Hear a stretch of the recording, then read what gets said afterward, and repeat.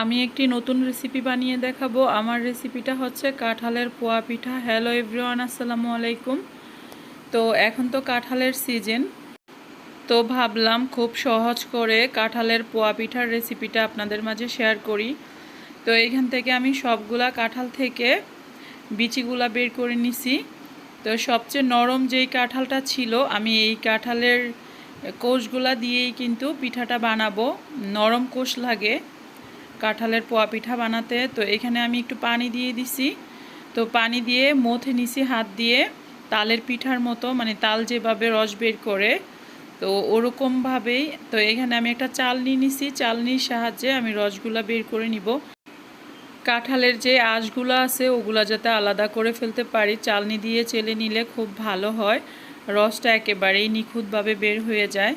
তো এই যে দেখুন সবগুলা কিন্তু আমি আলাদা করে ফেলতেছি। তো এই যে রসগুলা চালনি দিয়ে চালার পরে এইটুকু হয়েছে, খুব সুন্দর, একেবারে মনে হচ্ছিল যে তালের রসের মতো। এদিকে আমি পিঠা বানানোর জন্য ময়দা নিয়েছি 2 কাপ। তো ময়দার ভিতরে এখন আমি একটু করে লবণ দিয়ে দিছি পরিমাণ মতো, অল্প একটু। তো এদিক দিয়ে একটা ডিম আর হচ্ছে 1 কাপ চিনি নিয়েছি আমি। চিনিটা একটু কম দিচ্ছি কারণ অলরেডি কাঁঠালটা খুব মিষ্টি ছিল। তো এখন আমি ময়দার সাথে কাঁঠালের রসগুলা দিয়ে দিব।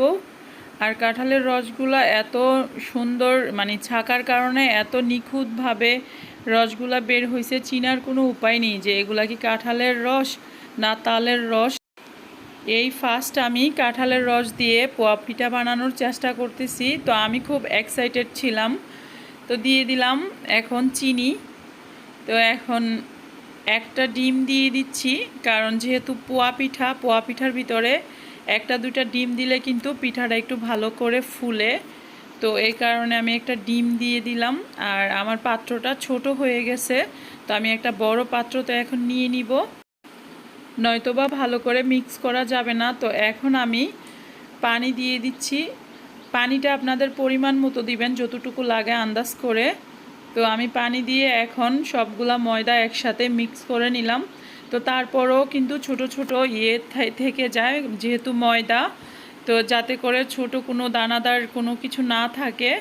এই যে যে ময়দাটা মিক্স করার সময় ছোট ছোট গিটলি লেগে যায়, তো এইটাকেও ভালো করে নিখুঁতভাবে আমি ইয়েটাকে মিক্স করার জন্য আমি আবারও একটু চালনি দিয়ে চেলে নিচ্ছি। এই যে চালার পরে এত সুন্দর নিখুঁত হয়েছে, একদম মানে কোনো নেই, মানে জড়া পাকিয়ে রয়নি, একদম স্মুথ হয়েছে।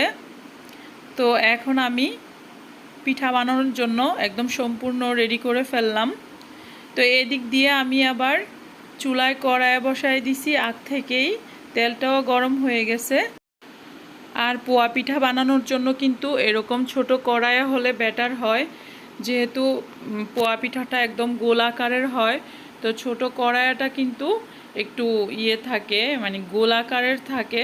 তো পিঠাটা দিলে একদম সুন্দর গোল আর ছোট করে বানানো যায়। তো এখন আমি প্রথম পিঠাটা দিয়ে দিচ্ছি বিসমিল্লাহ করে।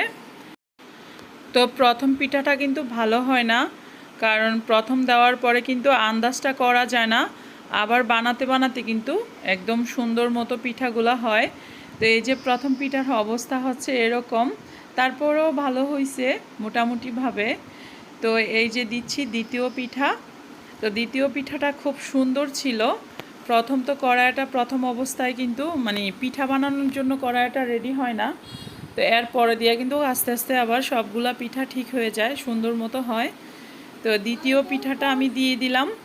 আর আমার ফার্স্ট আমার এই কাঁঠালের রস দিয়ে পোয়া পিঠা বানানো, তো আমিও নার্ভাস ছিলাম যে ঠিকঠাক মতো হয় কিনা, কিন্তু মাশাল্লাহ মানে বরাবরের মতোই নর্মাল যেভাবে আমরা পোয়া পিঠা বানাই সেম ওভাবেই হচ্ছে, মানে কোনো রকমের কোনো প্রবলেম হচ্ছে না, বরঞ্চ আরও মনে হচ্ছে যে সহজভাবে বানিয়ে ফেলতেছি।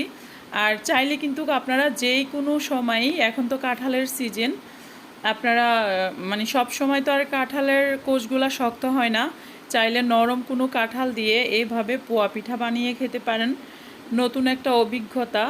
তো আমার কিন্তু খুব ভালো লাগছে, আমি পিঠাগুলা মানে এক এক করে দিতেছিলাম আর সুন্দর মতো একদম ফুলে যাচ্ছিল, নর্মাল পোয়া পিঠার মতো। কাঁঠালের পিঠা যে মনেই হচ্ছিল না।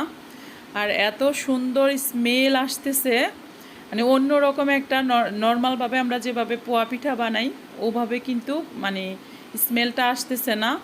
মনে হচ্ছিল যে পাকা কাঁঠাল ভাঙলে যেরকম একটা গ্রান আসতেছে ওরকম বাজে গ্রানটা আসতেছিল।